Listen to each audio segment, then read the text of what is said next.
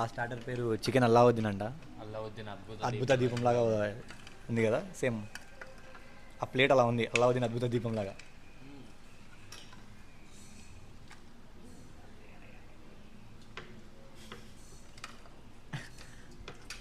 మధ్యలో మధ్యలో గప్చుప్ వేశారు. మధ్య మధ్యలో గప్చుప్ వేశారు. సో ఇప్పుడు తిని చెప్దాం. ఇది గప్చుప్లో తోడ ప్యాస్ వేసి ఉంటే బాగుండే. ఎవరురా నువ్వు ఇంత టాలెంటెడ్ ఉన్నావు?